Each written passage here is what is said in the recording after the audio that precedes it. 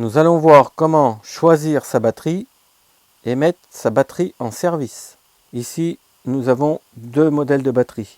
Une batterie sans entretien, toute prête. Et là, vous avez la batterie à préparer vous-même. Remplir avec de l'acide.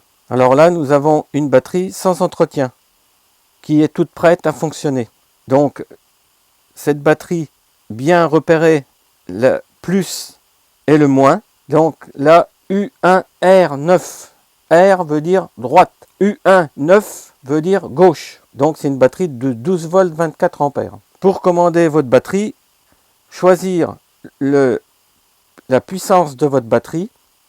Normalement c'est marqué sur votre ancienne batterie. Mais surtout bien mesurer la longueur de la batterie, la largeur de la batterie et la hauteur de la batterie. Pour la batterie à entretien, la batterie est livrée vide. Donc à vous de la remplir avec de l'acide. Là, toujours pareil que l'autre batterie, bien repérer le plus et le moins.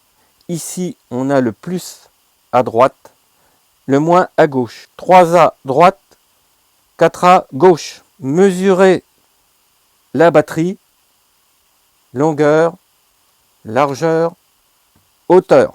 Nous allons faire la démonstration pour remplir la batterie d'acide. Toujours, avant de toucher les batteries et l'acide, toujours se munir d'une paire de gants étanches.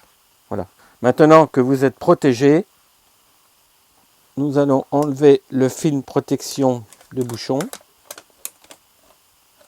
Pour ce genre de batterie, il vous faut 2 litres d'acide. Quand vous commandez votre batterie, ne jamais oublier de commander l'acide. On dévisse le bouchon de l'acide. Vous prenez le petit bouchon pointu pour remplir ou un entonnoir si vous n'avez pas de bouchon pointu. Utilisez un entonnoir. Voilà. Et là, il faut remplir les 6 compartiments. Les parois sont transparentes, donc vous voyez le niveau. Donc il faut mettre à peu près au niveau du trait du haut égal. Voilà. Et il faut que l'acide soit au-dessus des petites parois à l'intérieur des trous, toujours au-dessus. Quand c'est rempli, vous prenez les bouchons et vous les mettez dessus. Voilà. Les bouchons, certaines fois, sont bouchés avec un petit autocollant. Il faut toujours que les trous soient débouchés. Sinon, ça fait gonfler votre batterie. Il faut qu'elle prenne l'air. Voilà. Votre batterie est remplie. Maintenant, je vous conseille de la charger avec un chargeur lent pendant 1 heure.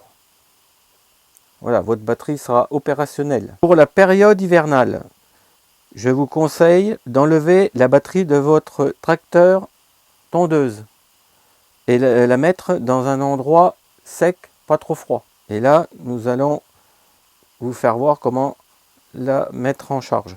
Entretenir votre batterie tout l'hiver.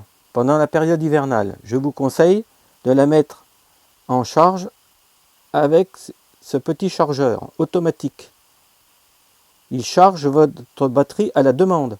Vous pouvez la laisser charger tout l'hiver branchée. Et lui rechargera votre batterie au fur et à mesure qu'elle le demandera. Pour la batterie sans entretien, c'est le même principe pour charger la batterie en temps hivernal. Pour l'achat de votre batterie, nous vous conseillons la batterie sans entretien, car elle évite de manipuler de l'acide, qui est très dangereux.